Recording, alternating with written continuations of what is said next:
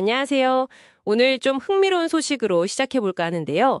삼성 SDI의 SDI25U 파워라는 배터리가 CS2026에서 그냥 혁신상도 아니고 최고 혁신상을 받았다고 합니다. 네, 맞아요.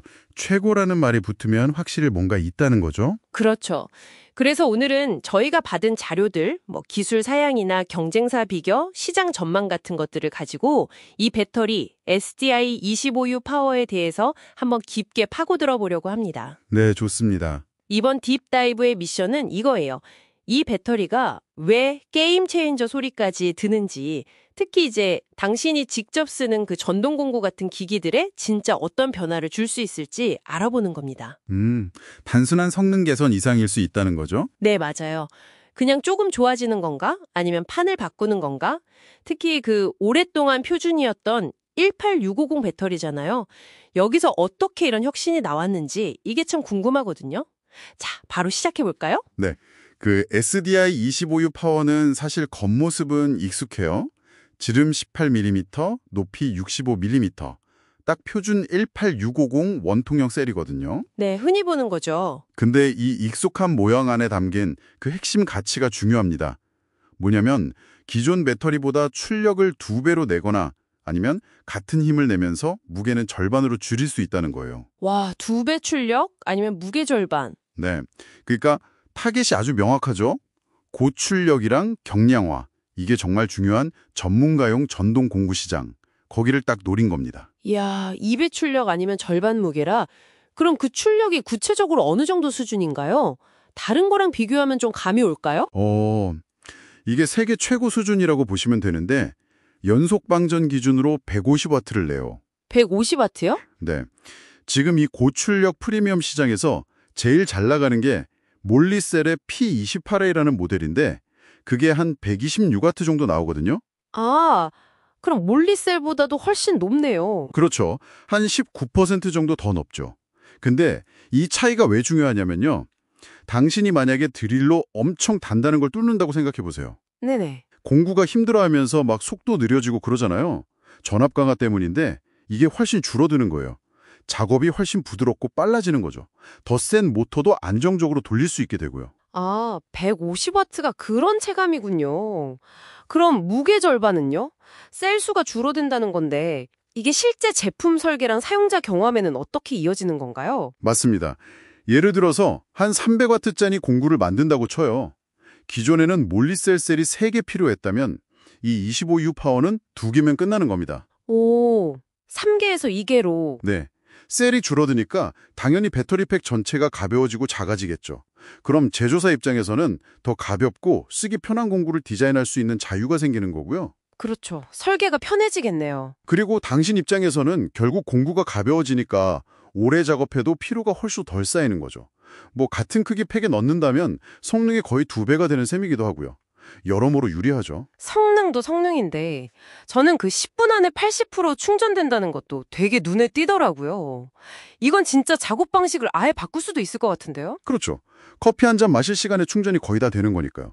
작업 연속성이 극대화되는 거죠. 예전처럼 막 비싼 예비 배터리팩 여러 개 사놓을 필요가 줄어드는 거예요. 이건 단순히 구매 비용뿐만 아니라 관리까지 생각하면 총 소유 비용, TCO라고 하죠. 그걸 낮추는 효과가 있습니다. 제조사한테는 또 엄청난 마케팅 포인트가 되고요. 자, 그럼 이 모든 게 150W 출력의 10분 급속 충전. 이게 어떻게 가능한 거죠? 아니, 이 오래된 18650 규격 안에서요. 비결이 뭔가요? 크게 보면 한 3가지 핵심 기술의 조합인데요. 첫째는 18650에서는 처음으로 적용된 태블리스 구조예요. 태블리스요? 네. 기존에는 전기를 빼내는 탭이라는 부분이 있었는데 이걸 없애고 전극판 전체 면적을 전류 통로로 쓰는 거예요. 비유하자면 전자가 다니는 길이 엄청나게 넓어진 거죠. 고속도로 확장한 것처럼요. 아, 길이 넓어지니까 저항이 줄고. 맞습니다. 내부 저항이랑 발열이 확 줄어들어요. 그래서 150W 같은 고출력이랑 10분 초고속 충전이 가능해진 근본적인 이유 중 하나입니다. 그렇군요. 전자의 고속도로 확장. 그럼 소재 쪽에서도 뭔가 있었겠네요. 당연하죠. 두 번째는 삼성만의 독자적인 전극 소재입니다. 양극재는 고용량 NCA를 쓰고요. 음극재에 삼성 특허인 SCN, 이게 실리콘 카본 나노복합체인데 이걸 썼어요. SCN이요? 그게 어떤 역할을 하는 건가요? 이게 급속 충전할 때 문제가 뭐냐면 리튬이온이 음극에 제대로 못 들어가고 표면에 그냥 쌓여버리는 리튬 석출 현상이 생기거든요. 배터리 성능도 떨어지고 수명도 줄고 심하면 위험할 수도 있고요. 아, 근데 이 SCN 음극재가 리튬이온을 엄청 빠르고 안전하게 받아들여서 이 문제를 해결한 거예요. 수명도 확보하고요. 뭐랄까 리튬이온을 위한 초고속 처리 부두 같은 역할이라고 할까요? 와, 템리스가 길을 넓히고 SCN이 빠르게 처리하고 그럼 세 번째 기술은 뭐죠? 그건 초방막 극판 코팅 기술입니다. 배터리 공간은 한정되어 있잖아요. 그 안에 최대한 많은 에너지를 담으려면 전극을 아주 얇게 만들어서 더 촘촘하게 여러 겹 감아야 해요. 네, 최대한 많이 넣어야 하니까. 그렇죠. 이렇게 하면 좋은 점이 두 가지인데 하나는 이온이 이동하는 거리가 짧아져서 저항이 줄고요. 또 하나는 반응할 수 있는 표면적이 넓어져서 출력이 더 좋아지는 원리입니다. 이야, 들어보니까 정말 몰리셀을 제대로 잡으려고 작정한 느낌인데요. 시장 전략 관점에서 보면 이건 어떤 의미가 있을까요? 네, 정확히 보셨어요. 그 몰리셀 피파레이가 꽉 잡고 있던 고방전 프리미엄 시장을 직접 겨냥한 뭐랄까 몰리셀 킬러 전략이죠. 단순히 출력만 앞서는 게 아니라 초고속 충전이라는 강력한 무기까지 더했으니까요. 네네. 그리고 재밌는 점은 이게 사실 차세대 전기차 배터리, 예를 들면 46바이 원통형이나 P7 각형 같은 거 개발하면서 얻은 최신 기술들을 역으로 이 1860 시장에 적용했다는 거예요. 아, 최신 기술을 기존 시장에. 그렇죠. 그러니까 이미 수익성이 좋은 기존 전동 공구 시장은 확실히 지키면서 경쟁사를 압도하려는 양동작전 같은 거죠. 그리고 이게 전동 공구뿐만 아니라 전기자전거, 고성능 드론, 무선 청소기처럼 고출력 1860 쓰는 다른 기기들로도 충분히 확장될 수 있겠죠. 기술력의 전략까지 뒷받침된다면 그럼 실제로 이 배터리가 들어간 제품은 언제쯤 볼 수 있을까요? 그리고 이런 고출력, 고속 충전이면 안전성은 괜찮은 건가요? 시기적으로 보면 CES 수상 시점 25년 11월 발표 기반을 고려했을 때 아마도 2020년 1분기쯤에 본격적으로 양산을 시작해서 고객사들에게 공급될 가능성이 높아 보입니다. 내년 1분기에요? 네. 그러면 당신이 실제로 이 배터리가 탑재된 신형 전동 공구를 만나는 건 아마 2026년 상반기 정도가 되지 않을까 예상됩니다. 이게 또 삼성 SDI가 보면 EV용 배터리 라인 46파이, P7 같은 거랑 또 이런 BV용 라인 25U 파워 같은 거를 함께 가져가는 투트랙 전략의 일부이기도 하고요. 안전성 문제는요? 안전성. 이것도 중요한 포인트인데 삼성 SDI가 노TP라고 열점퍼 방지 기술이 있어요. 배터리 팩 기술인데 이걸 같이 묶어서 제공할 가능성이 높습니다. 셀이랑 팩 기술을 같이요? 네. 그러니까 초고 출력 셀 25U 파워에다가 초고 안전 팩 노TP 기술을 결합해서 아예 종합 솔루션으로 제공하는 거죠. 단순 셀 성능 경쟁을 넘어서 안전성까지 패키지로 묶어서 경쟁사랑 차별화하려는 전략으로 보입니다. 자, 그럼 정리를 좀 해보면요.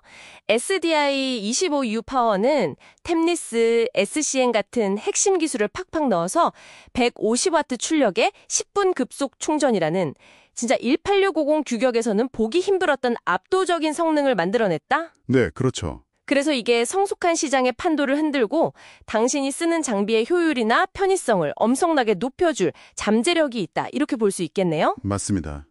다만 이제 관건은 있겠죠.